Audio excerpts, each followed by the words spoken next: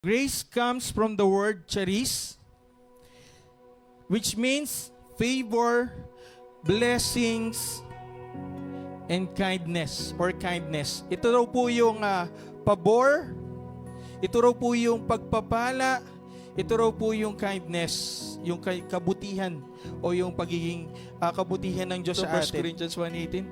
For the message of the cross is foolishness to those who are perishing, but to us who are being saved, it is the power of God. Tayong mga naligtas, ito'y kapangyarihan ng Diyos sa atin. Na ipinagmamalaki natin, may namatay sa krus ng Kalbaryo para sa akin. Kapatid, may namatay sa krus ng Kalbaryo para sa'yo, para sa ating lahat. Na lagi mo dapat ipagmalaki kasi yung buhay natin dito maikli lang, mga kapatid. Pero yung buhay na susunod is eternal. Yun ang ibinigay sa'yo ng Diyos natin. Kaya palakpakan natin ang malakas ng ating Panginoon. That's how grace works. Amen? That's how grace works. Sa buhay natin, ang Diyos dapat lagi ang gumagawa, hindi ikaw.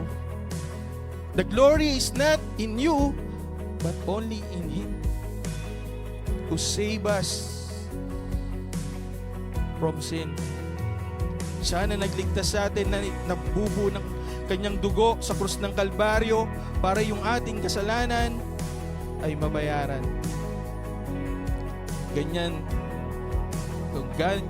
tayo inibig ng Lord kung bakit ang ating puso nag-uumapaw, na hindi tayo humihinto na i-share ang pag-ibig ng Diyos sa buhay natin. Amen? Last.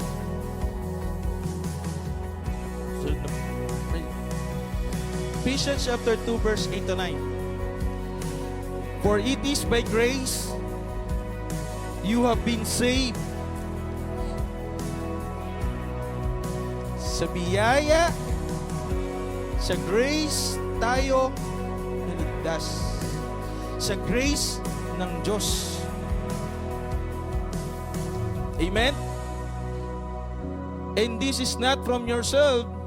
It is a gift. Sabi dito, have been saved through faith. Sa pananampalataya. And this is not from yourselves. It is the gift of God. Ito'y regalo ng Diyos. Tandaan po natin, magkaiba po yung regalo at yung reward. Magkaiba po yung pinagtrabahuan mo at binigyan ka ng regalo. Okay?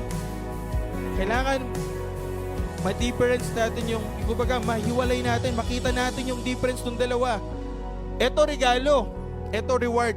Ito pinagtatrabahuan ko, pero ito'y regalo ng Diyos. Tatanggapin mo na lang. Sabi dito, not by works, so that no one can boast. Napakalinaw ng salita. Kung bakit tayo narito, kasi nailigtas tayo ng Diyos. At nag-uumapaw yung kaligtasang tinanggap natin. Kaya nga, pinapakita natin, ito yung kaligtasang ginawa sa akin ng Lord. Kaya kitang-kita sa mga tao na nananampalataya kay Kristo, na iniligtas sa biyaya ng Diyos, ganun sila maglingkod sa Panginoon. Hindi pinipilit, ito'y kusang lumalabas sa bawat isa sa atin.